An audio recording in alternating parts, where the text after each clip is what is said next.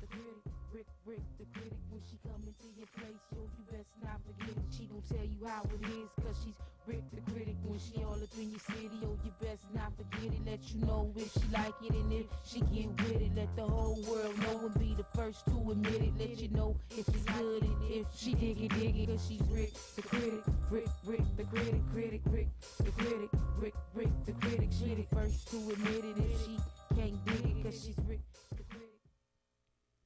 Hi, welcome today. And you know who I am. I'm Rick the Critic, and so happy that you've welcomed me into your home. This weekend, I had the wonderful opportunity of going to the Autism Speaks Walkathon. As you know, I'm a queen size girl, so when I got down the hill, I parked up the hill by the alongside the Rose Bowl. So by the time I walked down the hill to where the walkathon was, I was out of breath and the whole bit. So, and I'm working on it, you know. And next, let's see, I think next month we're going to be talking about some workout things, but that's neither here nor there. I'm just glad that I got to the walkathon. Let me tell you, there were so many people there. They really came out and supported the Autism Speaks Walkathon. It was at the Rose Bowl. It was supposed to start at 10. It probably started about 10:30, maybe 10:45. There were so many people. As I kept thinking the line was going to end and end and end, it just became larger and larger and larger. And I was just so hyped up about it. You know, we don't talk a lot about autism. We don't see a lot in the news. In fact, yesterday I was in Los Angeles at a pastor friend's, and as I walked out the door, there was this article on his table that said something about autism.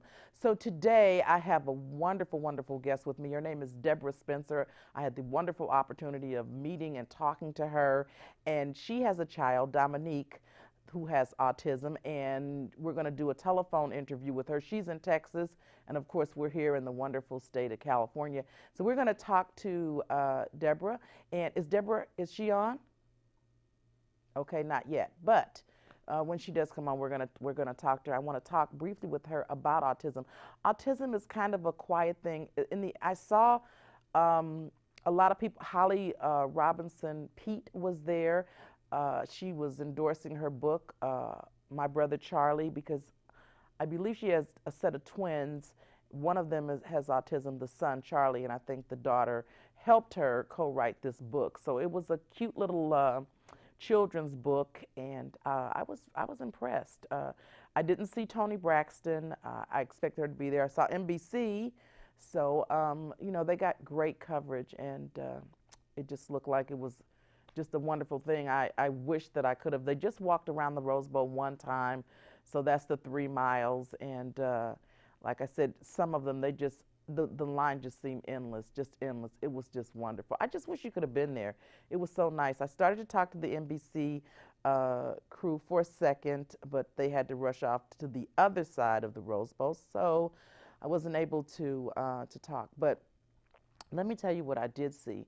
I saw parent participation and family participation like you've never seen before. I was just in awe. I mean, totally in awe about the participation. I thought, golly. And they said it gets larger and larger and larger. So I was very, very impressed. I really wish that you guys could have been there.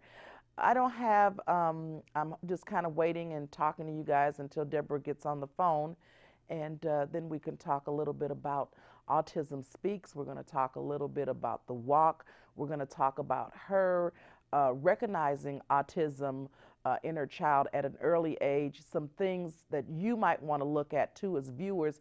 If you have a friend, if you know someone, or you know what I'm saying? Because the symptoms, I'm told that autism can range from frailing all the way to functional. And I mean functioning. She had her son is married, and his wife her brother has autism, but he's in college and he's graduating. So it actually goes from one level to another. I have another girlfriend that her daughter has autism. She was actually in college a couple of years and is off now making a life for herself and a career. So it is a functioning thing, but we do have some things that we need to look for, and that's what we're going to talk about today. Just how to identify autism in your child or your friend's child, or how to just some symptoms and some things that you might want to see and recognizing that.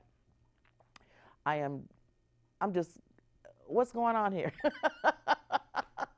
No call yet? Okay. All right. Well, you listen, I could talk about a lot of things. I could talk about, just let me tell you, Dr. Willie Dye, who you have seen on our show with Andrew Howard at the station, and you haven't seen him on my show, but you've seen him on Andrew Howard's show many times. He's a wonderful, wonderful, wonderful biblical archaeologist. Just great guy, great guy.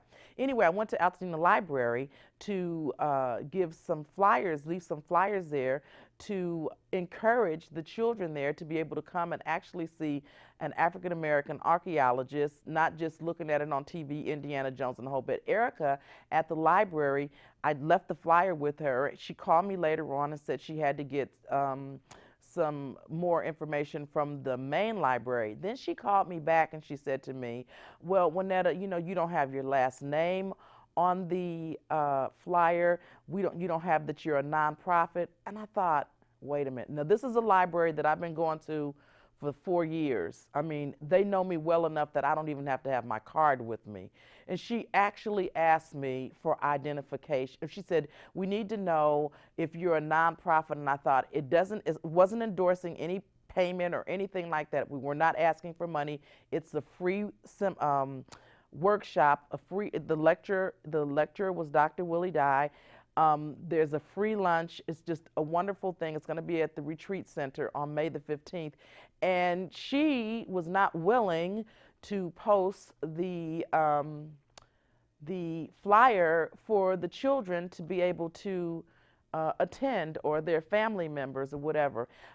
Then on the other hand, I went right over to Pasadena Library, the main library, gave them the flyer. They were very, very gracious, called me back right away and said, Juanetta, we would be happy to post the flyers, and any other flyers that you have, we'd be happy to post them. So go figure, the library, the main library, who I probably would have thought, because they never saw me before, would have asked for more information. They were very gracious, very courteous. I mean, we're very, very willing to introduce other things, in effect, the flyer, to their constituents, and I was just very pleased. So I want to say to Pasadena Library, thank you, thank you, thank you for all your help. My main library that I go to, that they know me, they see me all the time, I mean, she even asked me, I was almost appalled, and I thought, you know what, Juanetta, don't go there, because sometimes people are maybe a little frightened about losing their jobs, and she seems to be one of these people that, it's like, I got to go by the book kind of thing, and da da da da da. I mean, come on, there are some common sense decisions that we can make on our own. So anyway, I'm not trying to blast Bob Lucas, because Bob Lucas is my favorite library, because it's small, it's personable, and I love Roberta there, and I love the people there, and even Erica. She just kind of went on a dumb spot that day, I guess. I don't know if she thought about what she was saying to me, or she just was speaking without thinking. It was like, we don't even have your last name, and I thought, I'm not soliciting for money.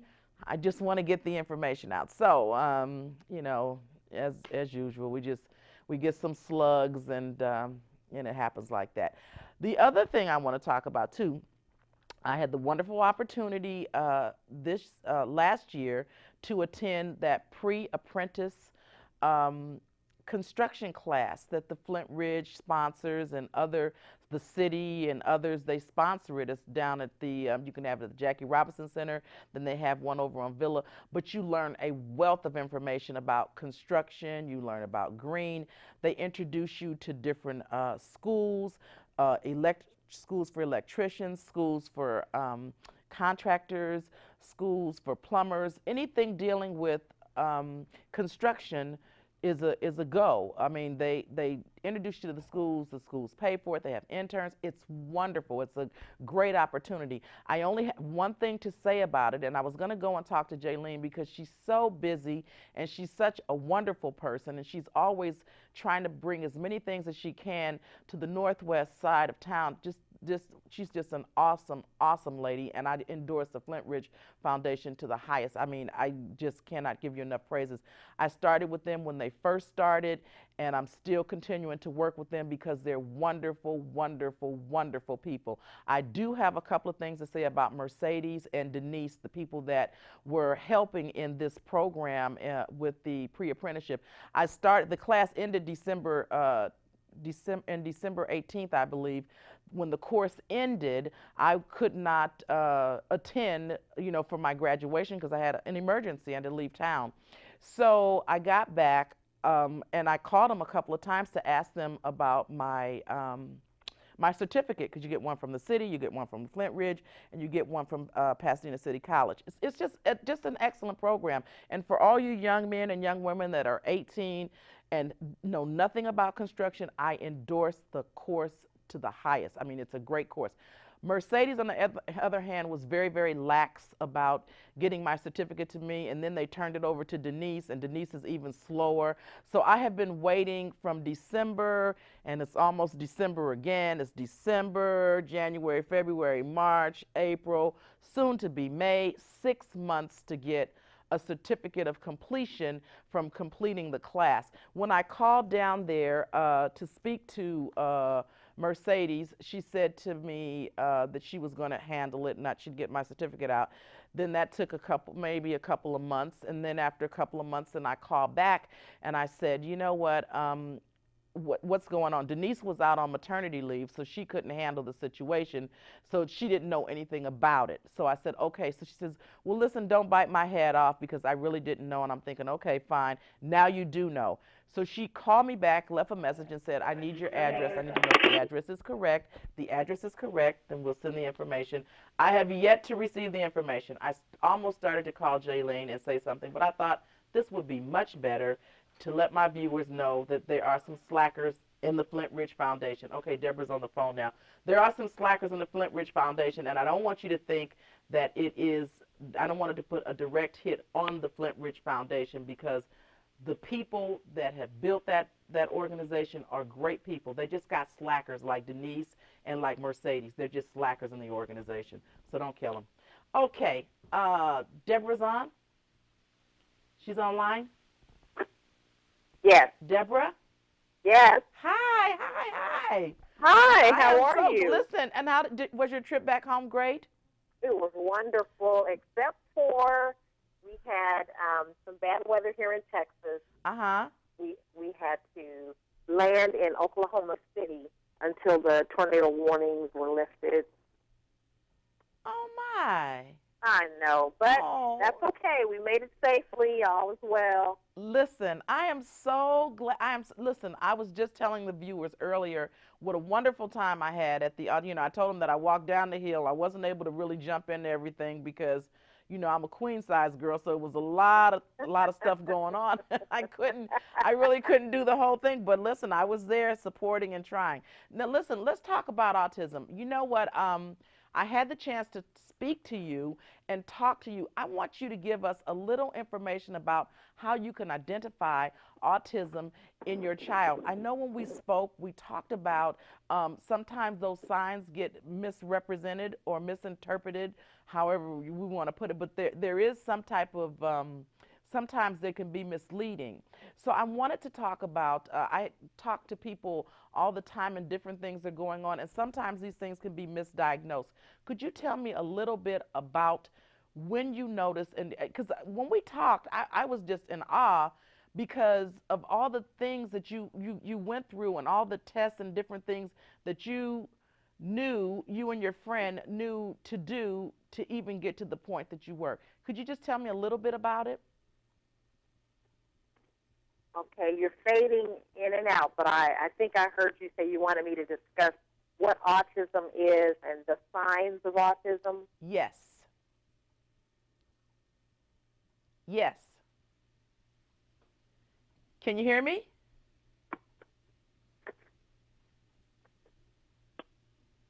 Can you hear me, Deborah?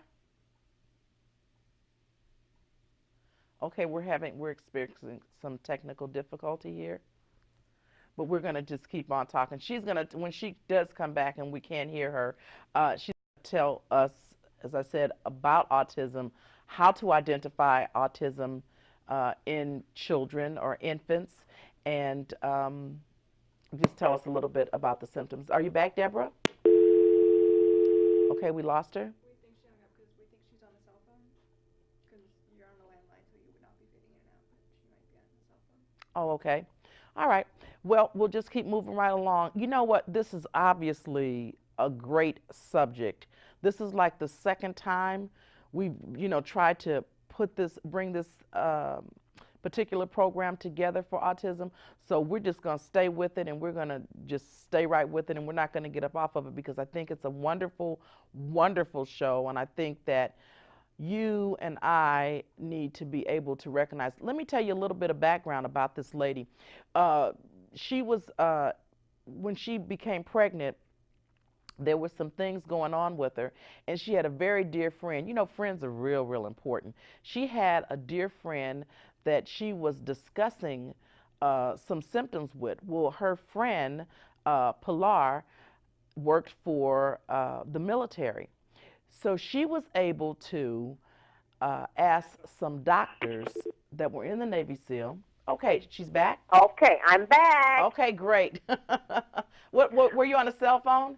I still am. I'm actually, because I'm out in the field, so I'm on a cell phone. Okay, well, we're not going to talk. Just give us what I wanted you to do was tell us, identify. You did understand it, because I heard you give it back to me. So could you tell us a little bit about it? Sure. Autism is a developmental disorder that usually appears in the first 3 years of a child's life. And basically what it is, it's the brain's normal development and social communication skills have been affected. So it's a physical condition that's linked to abnormal biology or chemistry in the brain. That's basically what autism is. It's a misfiring. And because it mirrors so many other things, it's sometimes difficult to diagnose, because it mirrors MR, which is mental retardation. It mirrors a speech delay or a speech impediment. So sometimes it is difficult to diagnose. But I will say, with more awareness and early detection and research, they've been able to diagnose it sooner, because there are some true signs of autism that will make you more aware that that is something to consider. Yeah. And what you want to look at in autism is usually there's a speech delay. There's either no speech or the speech is hard to diagnose. The socialization is not there. They don't play appropriately with toys. The eye contact is not there. They don't make physical eye contact. They don't like to be touched. They love repetitive motion, ceiling fans, wheels on a toy that go round and round, and they just get engaged in things of that nature. Those are just some of the things that you will notice in an autistic child. Now, Deborah, there are some resources out there that weren't available before. I was just telling the viewers earlier, I went to visit a friend of mine in Los Angeles, and as I'm walking out the door, there's this huge article on his desk talking about autism. So it is something that people are learning more and more about? Yes. They're learning more and more about it because the numbers are staggering. 1 in every 110 births, someone is autistic on the spectrum, meaning they could be high functioning, which is called Asperger, or they could be very low functioning, which would be autism. So there's varying degrees, and because the numbers are so staggering and there's no real direct link to what's causing it, the awareness has heightened everyone, so now we're looking for it. So there are, with that, more research, more development. They've tried more things that are being effective. So now I think the buzzword is, let's get this thing early detected so we can get some early intervention. Now, what are some of the resources available? If I had a child that I suspected could have autism, where would I go? who, how would I start? Where would I start? Because I think that's pretty much the big problem with a lot of people that aren't familiar with it. And when they look, and if it's been misdiagnosed and they don't know, what would be my first step? Where would I go if I Right. suspect it? Okay, your first step would be to go to your primary care physician for your child, your pediatrician. And you have to advocate because you're with the child all the time. And like with Dominique, they told us, oh, she's just spoiled. She's just delayed. There's 11 and a half years in between your children. So, she'll be fine.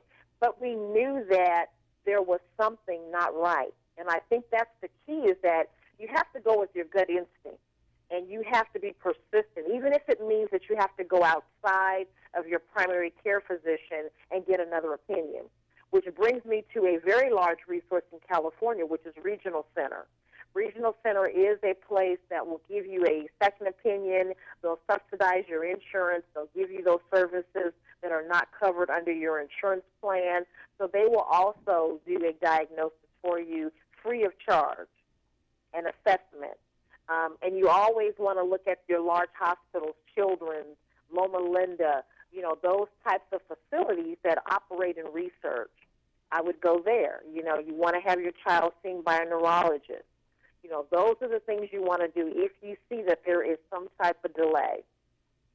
Now, when we talked earlier, I know you said that Dominique was just a very good child, just didn't cry a lot, was just a good baby, and I think that sometimes that might be the case in the home, that we've just got this great little kid that's not screaming or crying and not doing some things, just being a good little baby. Are these some of the things? Yeah, there's a couple of things. One, we think if the baby is good and the baby doesn't cry and the baby sleeps all night and the baby has a good appetite and the baby's never sick, that the baby is fine. And for us, we were blessed because we had a child older than Dominique, and we could see that Dominique was not developing the way that she should have been. Now, if Dominique would have been our only child, we probably would have missed it even more because we would not have had any measure. And often we, as an individual, we get defensive when someone thinks that there's something wrong with our child because we immediately think that we did something wrong. And I think we have to be more open, to if someone is giving you some feedback that they see, well, the child should be sitting up or the child should be babbling. I think we need to take that and run with it in a positive versus a negative. And it's like anything else. It's like prostate cancer. It's like breast cancer. Early detection is the key. And I can't emphasize early detection being the key because the longer it goes on, the more intervention you've missed and the greater the chances are of your child not catching up and reaching their maximum is what you're faced with. It's just like if you wait till you get in the fourth stage of breast cancer, there's not a whole lot they can do for you.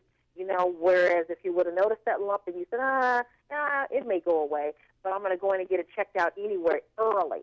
And it's the same thing with autism. You want to get in early because they have done, there's great resources out there from play therapy to music therapy, swimming, interaction with animals that have shown that these kids are able to reach milestones. And some live a pretty normal life and are able to go to college. That's not the story for all, but as a parent, you want to get the maximum benefit for your child early. And that's key. That's what I'm hearing. It sounds like that's the key. I am just so I was telling the viewers that we not only was the walk well attended. How many people were there? I thought it was maybe 3,000 or 4,000 people. How many people in attendance? No, it was more than that. I think they were projecting somewhere around 60,000 people, and they probably had, I don't know, maybe 30 or so. I know they reached their dollar goal. They raised over $1 million, 1.4. As far as the actual numbers of walkers, I don't know that they've got that calculated yet, but it was well over 4,000. Listen. I kept viewers, it just went on and on and on. I mean, as soon as I Mhm. thought it was over, there was a gentleman standing next to me, and I said to him, I said, "Do you see the end of it?" He says, "Oh yeah, I see the end of it." And as soon as he would see a little space there, I mean, in seconds, I mean, it was groups and groups and groups. It Mhm. was very, very, very well attended, and Yes, it I was. was so in awe about the support behind it. This is something. How many years? Has this organization, Autism Speaks, been in existence? Autism Speaks has been in existence for quite some time. That Autism Speaks became into existence is their grandson was diagnosed with autism, and they wanted to do something, and so they do a lot of research, a lot of research-based programs is what their focus is. More so, you know, they do have some services like your first 100-day kit when you've reached a diagnosis. There's a great website you can go to, just a wealth of information they have out there, and they can point you in some directions. But their key focus is research. Ah, Hmm. that's wonderful. That's awesome. It is. I am so I got a chance to meet your family, Storm, your mother. I got a chance to meet your sisters. I got a chance to meet your husband, your best friend, and Dominique, and your children. And I cannot tell you what I saw was just a wealth of love, just people being supportive. And I think that also key to this whole thing is family. I saw your family there, loving and high spirits, so supportive. I just saw a lot of love in that. It just in that when we left there and came to your sisters, I just saw just a love. I was just so jazzed and so excited to be in the company of such a loving family. And I think family is a big key to this. I didn't see It is. anyone, everybody was just warm and just friendly, and it was just wonderful. I hate that I missed the food because it smells so good. I smelled ribs, I smelled all kinds of stuff. But listen, I thank you so much for coming on the show. We're down to 1 minute. Could you give us a closing, something to take back with us, and something to think about thinking about autism, Deborah? Yes. When you're thinking about autism, just remember that 1 in every 110 kids are diagnosed with autism, and that number is growing. You know, and the care for an autistic child for a lifetime is $3.2 million per person. And we just want, it's the fastest growing developmental disability. You know, it's an epidemic. If we had those types of numbers with breast cancer patients or sickle cell anemia or heart attacks, you know, we would see just a different move. And I think sometimes we don't think that this is affecting me personally, but it is. It's either affecting you directly or indirectly when 1 in every 110 kids is affected by this. So someone in your family, someone in your circle is Okay. affected by autism. They may not be diagnosed. They may just be a little quirky to you. They may just not be social, but they are all being affected. We are all being affected by this debilitating disease. Thank you so much, Deborah. I wish you very much success. I love you. I had a wonderful time. And not only did I get a good chance, get to have a time to see autism, I got a chance to meet some wonderful people. Thank you so much for joining me and my viewers. I say good night. Thank you for allowing us to come into your home. At the end of the program, there's some information you can call. I can give you Deborah's number. Anything you need to know about autism, call the station, leave a message. Good night. Thank you. Thank you, thank you, thank you. Thank you.